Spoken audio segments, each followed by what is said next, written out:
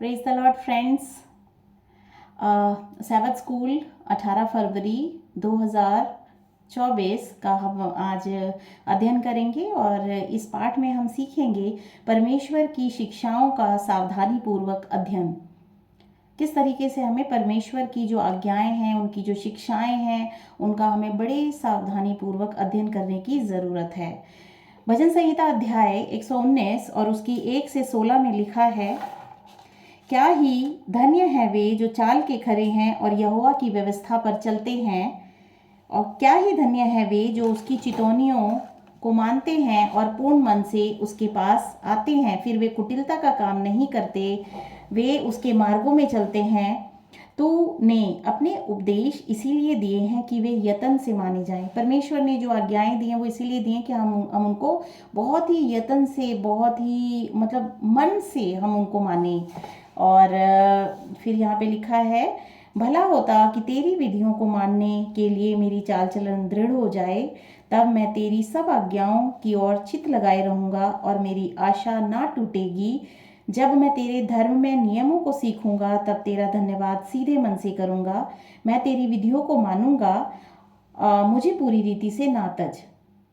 फिर हमें परमेश्वर की व्यवस्था को मानना ये बहुत ज़रूरी है। और 9th वर्स बताती है, जवान अपनी चाल को किस उपाय से शुद्ध रखे, तेरे वचन के अनुसार सावधान रहने से। मैं पूरे मन से तेरी खोज में लगा हूँ, मुझे तेरी आज्ञाओं की बाट से भटकने ना दे। मैंने तेरे वचन को अपने हृदय में रख छोड़ा है। यहाँ पे हम देखते हैं परमेश्वर के वचन को हमें अपने हृदय में रखने की ज़रूरत है। जो हमारा दिल है, the heart is the very important organ in our body. And once जब एक बच्चे के बनने की शुरुआत होती है अपनी माँ के पेट में, तो सबसे पहले जो बनता है ऑर्गन वो होता है heart. The heart beat comes from the day one. पहले दिन से ही हार्ट बीट शुरू हो जाती है और उसका जीवन शुरू हो जाता है। तो जो हमारा जो दिल है उसमें हमारा जीवन है। हम ये समझ सकते हैं कि जो हमारा दिल है वो हमारा जीवन है। तो अब जहाँ से जीवन आता है, जहाँ से, तो उसमें हमें क्या रखना है उसमें। तो परमेश्वर ने, जैसे कि हम जानते हैं, परमेश्वर ने सब कुछ बनाया है, 6 दिन में सब कुछ बनाया। उसमें से मनुष्य भी एक है। मनुष्य को मिट्टी से बनाया परमेश्वर ने और उसमें अपना श्वास फूका। तो सबसे पहले जो है, जब एक बच्चा बनता है तो उसका दिल बनता है। तो उस दिल में हमें क्या रखना है? परमेश्वर की आज्ञाओं को रखना है, क्योंकि वो इसलिए दी गई हैं कि हमारा भला हो। हम अगर उन आज्ञाओं को अपने हृदय में रखेंगे तो वहाँ से हम जो है अनंत जीवन की शुरुआत होगी हमारे लिए। तो इस तरीके से हम देखते हैं परमेश्वर का जो वचन है उसे हमें कहाँ रखना है? हम अपने हृदय में रखना है। यहाँ लिखा है, मैंने तेरे वचन को अपने हृदय में रख छोड़ा है कि तेरे विरुद्ध पाप ना करूं। हे यहोवा, तू धन्य है, मुझे अपनी विधियां सिखा। तेरे सब कहे हुए नियमों का वर्णन मैंने अपने मुंह से किया है। मैं तेरी चितौनियों के मार्ग से मानो सब प्रकार के धन से हर्षित हुआ हूँ और मैं तेरे उपदेशों पे ध्यान करूँगा। मैं प्रभु परमेश्वर के नियमों पे ध्यान करूँगा और तेरे मार्गों की ओर दृष्टि करूँगा। मैं तेरी विधियों से सुख पाऊँगा और तेरे वचन को ना भूलूँगा। तो हमें सभी को परमेश्वर के वचन को अपने हृदय में रखना है और परमेश्वर से प्रार्थना करनी है कि हमें जो है और भी उसकी आज्ञाकारिता में वो हमें बढ़ाए, तो हम परमेश्वर की उपस्थिति में हमेशा बने रहते हैं। तो इस तरीके से हम परमेश्वर के नियम का पालन करते हैं। परमेश्वर के नियम का पालन करना हमारे जीवन में आशीष को उत्पन्न करता है। इसे पालन करने से हमें क्या आशीर्वाद मिलता है? हमें बहुत बहुत आशीषें मिलती हैं। जैसे कि हमने लास्ट जो है सैबथ स्कूल 17 फेब में पढ़ा कि किस तरह से हमारी जीवन जो है फलवंत होता चला जाता है, दाखलता की तरह, और वो हमेशा बढ़ता चला जाता है। हमारे घर में, परिवार में सुख सुविधाएं, खुशियां होती हैं, संपन्नता होती है। हमारे बच्चे जो हैं बहुत उन्नति, विकास करते हैं। इवन हमारे जो वंश है, आने वाला वंश है, 2-3 पीढ़ियों तक भी परमेश्वर हमें जो है आशीष देते हैं। तो ये उसका आशीर्वाद होता है जब हम उसके जो है वचन में चलते हैं, उसके वचन को मानते हैं। विश्वास का जीवन क्या है? बाइबल बताती है कि विश्वास विश्वास जो है करना बहुत ज़रूरी है। परमेश्वर जो है खुश होते हैं जब हम विश्वास करते हैं परमेश्वर पे। वचन बताता है कि बिना विश्वास के कोई भी परमेश्वर को प्रसन्न नहीं कर सकता।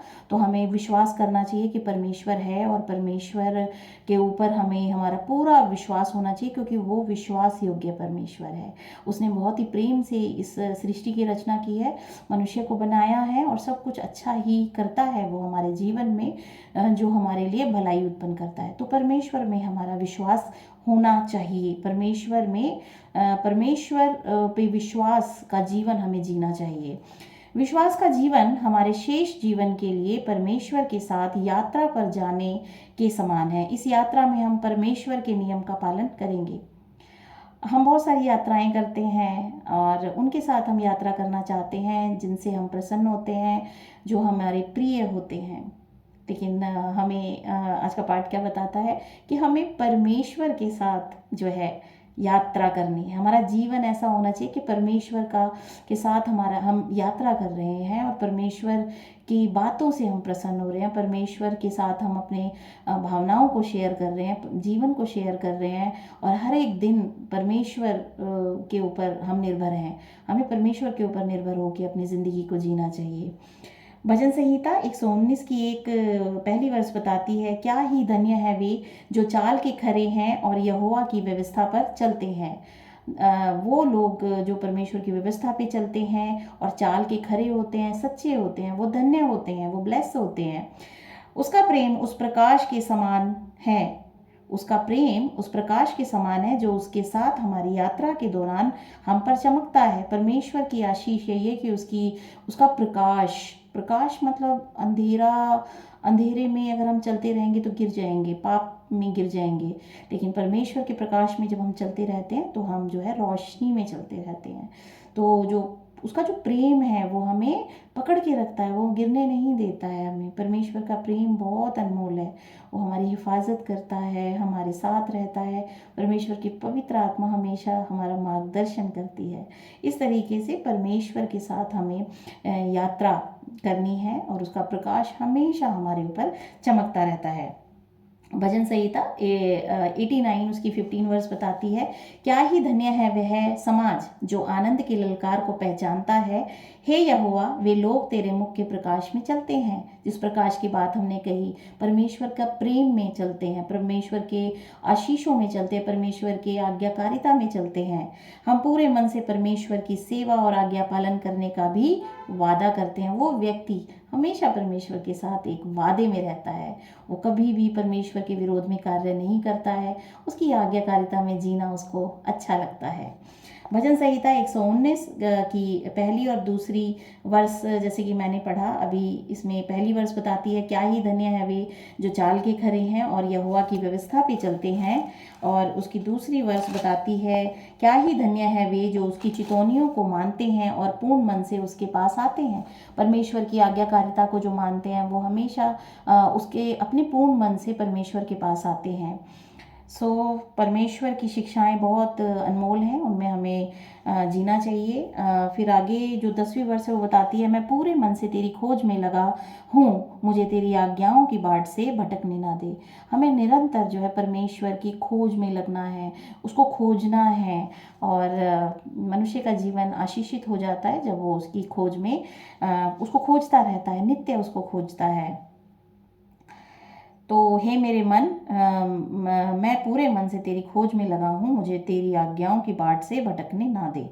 जब हम परमेश्वर की आज्ञाओं का पालन करेंगे तो हम पवित्र जीवन जिएंगे। बाइबल ऐसे लोगों को धन्य कहती है। हमारा जीवन परमेश्वर को एक संपूर्ण भेंट के समान होगा। निर्गमन अध्याय 12 की 5 वर्ष बताती है, तुम्हारा मेमना निर्दोष और 1 वर्ष का नर नर नर हो, चाहे वो भेड़ों में से लेना चाहे बकरियों में से। तो यहाँ पे हम बताना चाहते हैं कि जो फसह का पर्व था जो इजरायली लोग मनाते थे, उसमें परमेश्वर ने उन्हें कहा कि जो आपका मेमना होगा बलिदान करने के लिए, वो या तो भेड़ों में से ले सकते हो, बकरियों में से ले सकते हो, लेकिन वो निर्दोष होना चाहिए और 1 वर्ष का होना चाहिए। तो परमेश्वर की निगाह में हमें जो है पवित्र बनने की ज़रूरत है। जिस तरह से एक बलिदान को क्या होना चाहिए, पवित्र होना चाहिए, निर्दोष होना चाहिए, उसी तरह से हमारे हृदय भी निर्दोष होने चाहिए और हम